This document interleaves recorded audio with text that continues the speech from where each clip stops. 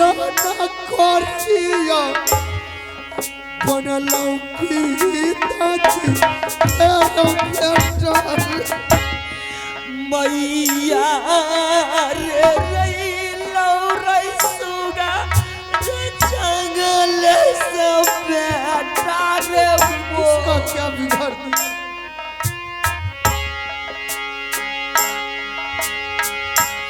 ये कबे रया किया खोल दे रे मैया के लगी जेकारा पर सारा बाबू रे को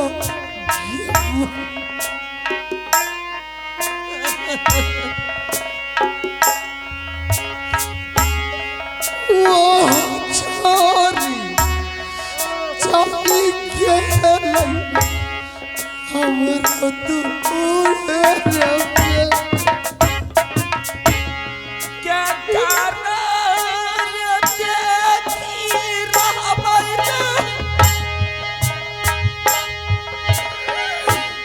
दुनिया मेरे जागे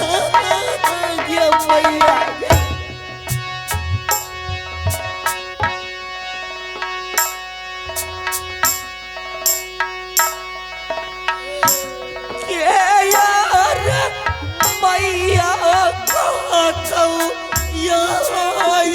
भगाली सकूल से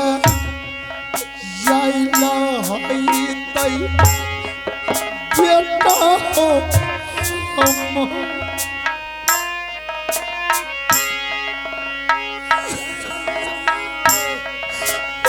हम पिता बेटा है तई हम बेरे महीना मार रखलो रे कोखिया में बाबू रे मो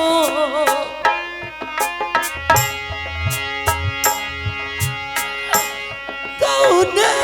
रे डनिया कल कौरे रे तो हरो अरे बोलिए ना रानी मैं तुमको रे पहले बोल बेटा रे बाबू अमरजीत उठो न रे अरे माई रे आंखें खोलना रे रे बेटा रे मैं तुमको पहले बोल रहा था कि मैंने आज सपना देख करके झोपड़ी से बाहर आया हूँ। रानी चल यहाँ से जिस जंगल में हम लोग रहते हैं उसी जंगल में बेटा का लाश लेकर चलते हैं। अगर वो दुश्मन सैयद देख लिया तो ताना मारेंगे रेणुदल से किस मुंह से तुम राजमहल लौट कर आए हो। ऐसे कर रानी बेटा का लाश लेकर के भाग यहाँ से। क्या जंगल जाइएगा? हाँ चलिए ना, जहाँ जाना है तहाँ चलिए, मैं जाने के लिए तैयार हूँ। ठीक है रानी चलिए चलिए आ भागल ये जंगल में ये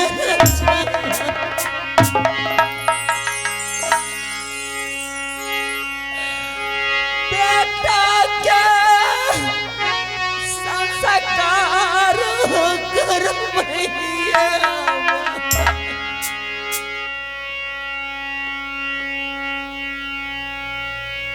नहीं नहीं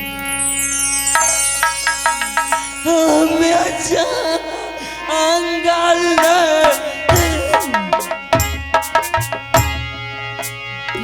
धनाली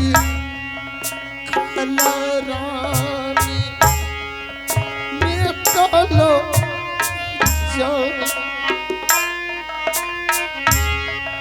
किया है कि गाड़ी दिली आई देवी दूर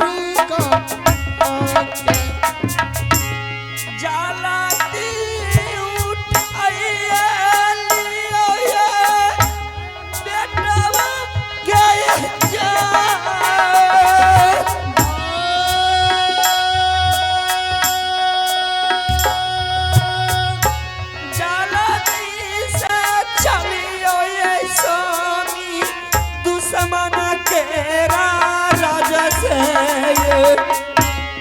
जल्दी से भागा है रानी मोहब्बत से जान देते है उल्हनमा है रानी दुश्मन साइया मैया के सुना ले सब भुजावाली मो सबका इंसाफ करिए आगे हमारो मैया के सुनो ले तू मेरा पालिमा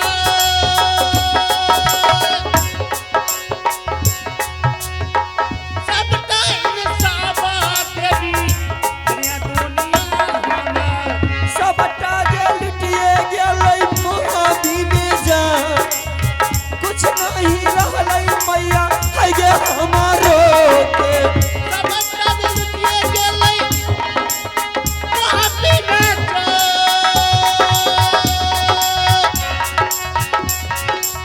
सबका दिए गेलै नगर मोहब्बी में दिल का खिलौना है ये टूट गया कोई लुटेरा आकर के लूट गया है मेरा कुछ नहीं रहा मेरा लाल मेरे हाथों से निकल गया कौन ऐसा कसाई था कि मेरे पुत्र को मेरे गोद से छीन लिया रानी अपना बेटा का लाश तो उठा कर ले आए हैं अब किसी तरीका से अपना बेटा का दाह संस्कार करना है और दाह संस्कार करने के लिए आज हमारे पास सवा हाथ कफन भी नहीं है मैं अपना बेटा का कैसे दाह संस्कार करेंगे बेटा का संस्कार कीजिएगा हाँ मैं बेटा के लिए कफन दे दूंगी क्या तुम्हारे पास कफन है क्यों नहीं ठीक है अगर तुम्हारे पास कफन है तो जल्दी से कफन दे दे ताकि मैं अपना बेटा का दाह संस्कार कर सकूं एक पुत्र के लिए माँ के पास में हर चीज होता है मैं आपको कफन दे रही हूँ ठीक है अगर तुम्हारे पास कफन है तो दे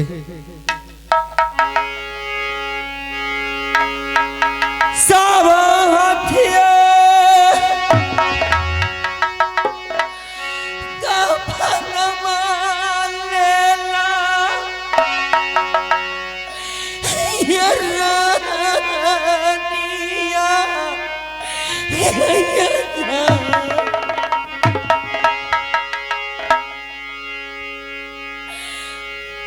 सावत अचरवा ले लाइए ये रानिया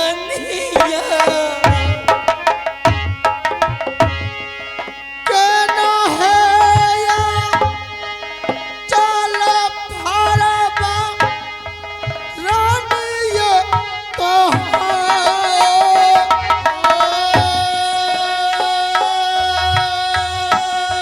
कहना है या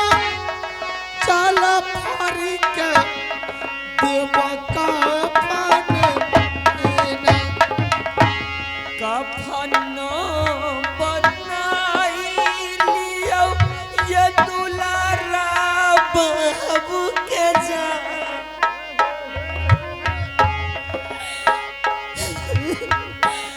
कफन बनाई लियो ये दुलारा रानी बोलिए ना जिस बस्ती से तुम हमारे लिए भोजन और पानी मांग कर लाती थी आज तुम उसी बस्ती चली जा रानी माता बहन बाबू भैया से कहना ना मुझे आज भोजन चाहिए ना पानी चाहिए आज बेटा मर गया है बेटा की दाह संस्कार के लिए 2-4 रुपया दे दीजिए रानी ठीक है सुन चल रानी चल यहाँ से बेटा के लिए कफन लाने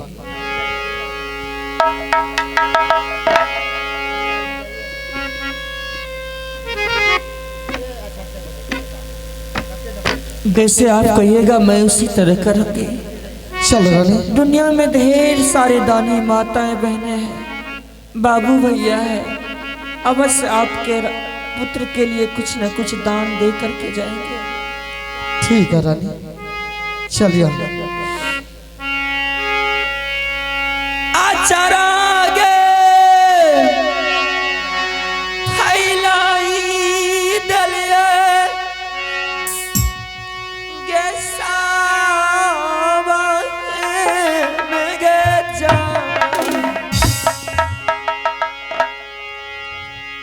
आचारा फैलिए मैया गे हमेशा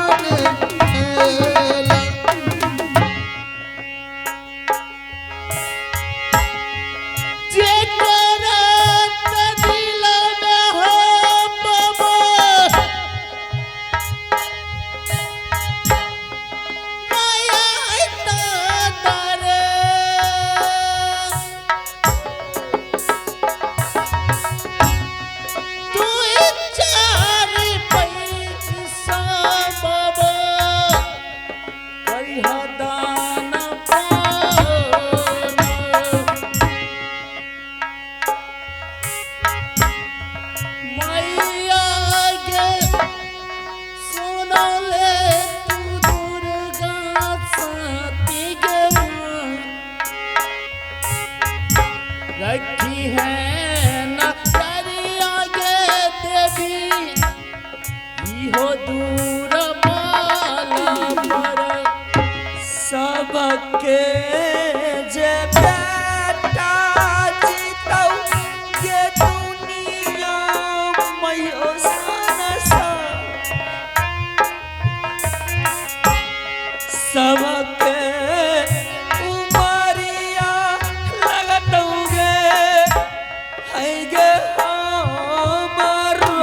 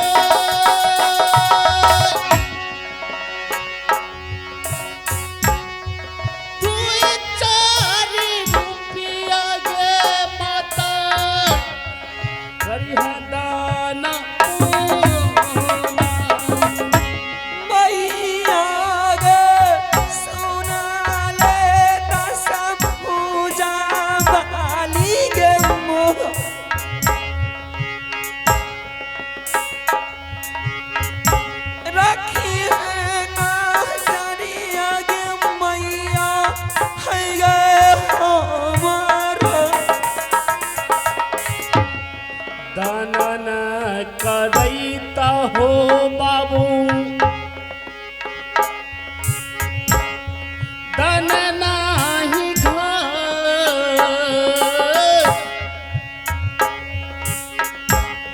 दानन करैता है बहिना दानन ही घाट सबके भलाई है तै मैया देवी गे जा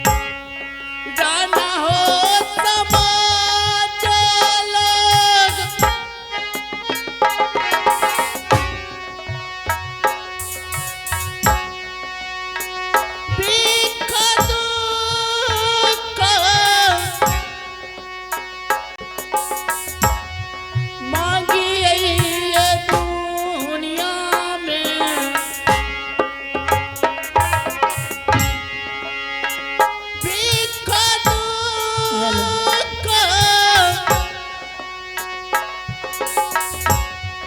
मानिए विधाता। अरे बे स्टेज पर आओ।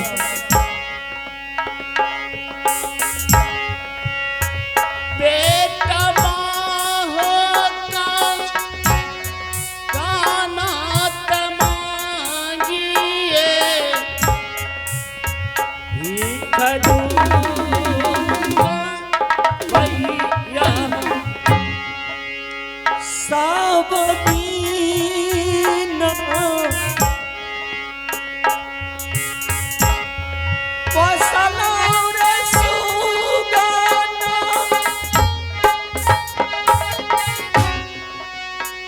पिंजरा में सेवक रई बाबुआ।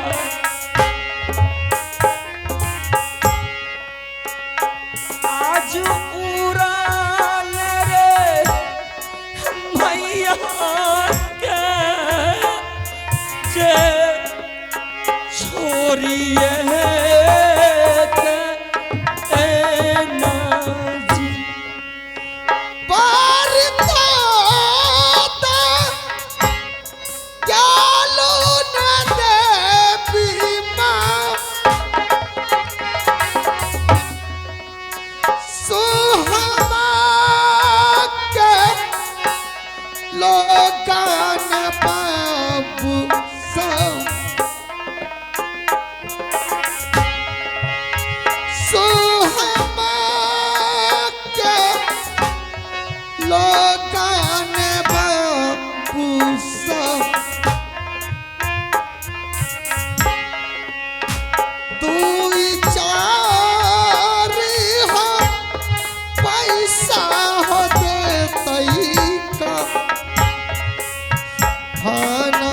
लेना हो बाबू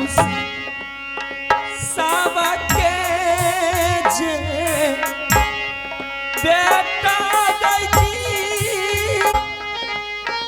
हमरो ऊ मरिया गैला गातौ। लागतौ मोहिन गे हमार गे उमरो अनाजी। धन देना धन नहीं माता सब घाट बान करई न माँ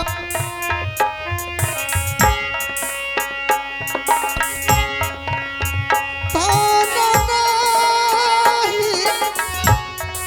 घाटई न माँ।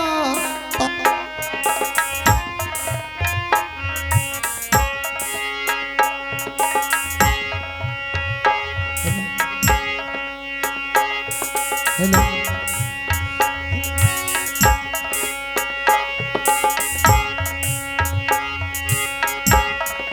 हेलो नहीं घाट गे दुनिया के सामने सर में माता जी। हेलो आइए आप है गोपाल बाबू मेला मालिक हेलो की तरफ से 201 रुपये के दान दिए हैं। मैं अपने पार्टी की ओर से लाख लाख धन्यवाद देता हूँ। माँ शारदे विद्या का भंडार भरा रखे। जय हिंद जय भारत।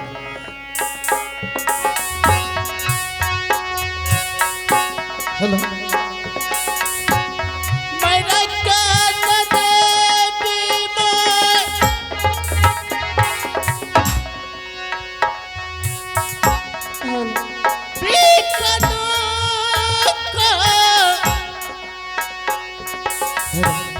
मांग छैया पागल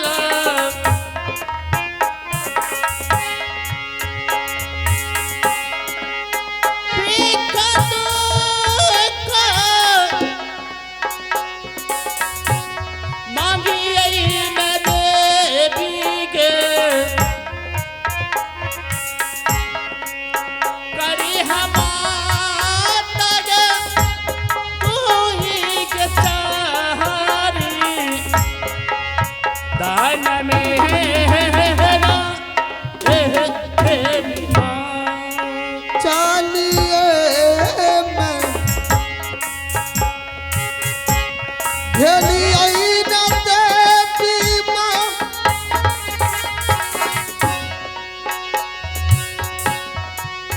पेटल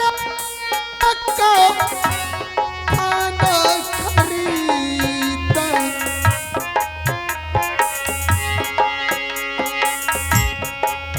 चलिए बसाती से हम हूँ ना देवी माँ चलिए मैं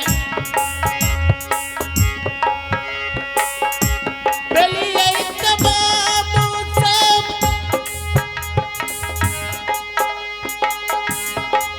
ये होता है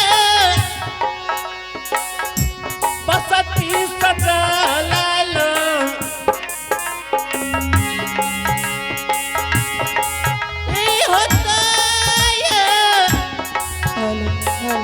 बसती सजलाल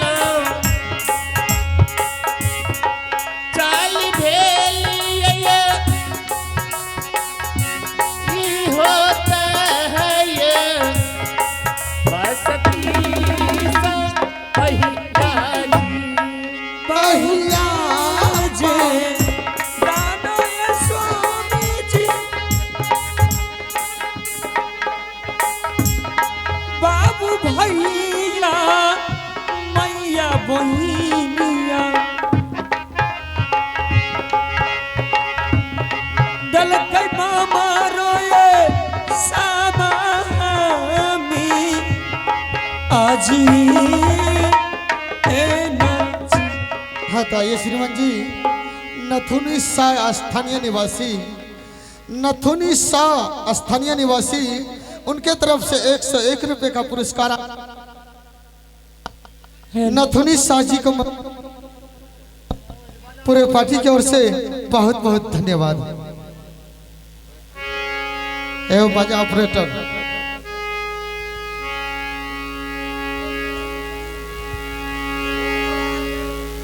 हो बाजा वाला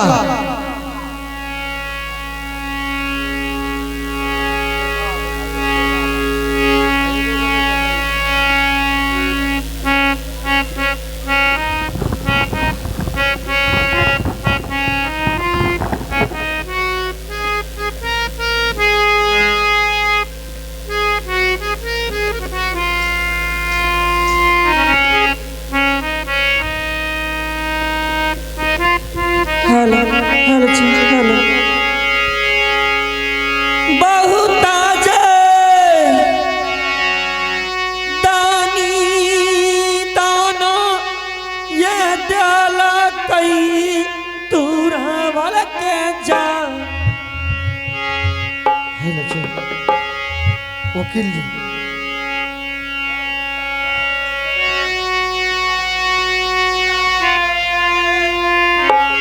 दल कई हमारो के मैया के सुना ले तू दुर्गा के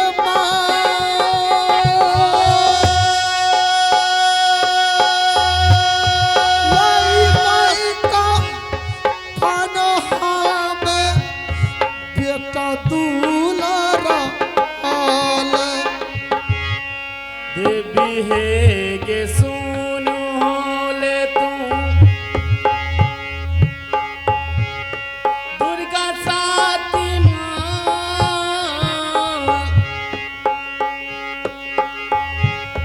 बेटा के कफन ये लई हमें तो लई मैं अरने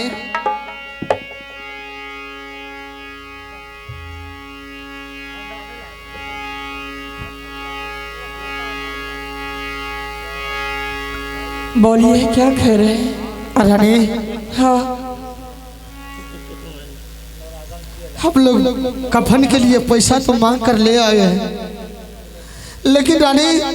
यहाँ से गंगा घाट बहुत दूरी है। ऐसा कर रानी,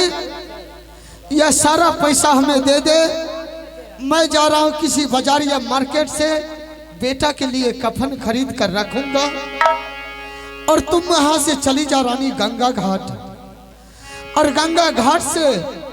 थोड़ा सा आंचल भिगा करके गंगा जल ले आओ, क्योंकि हिंदू धर्म का नियम होते हैं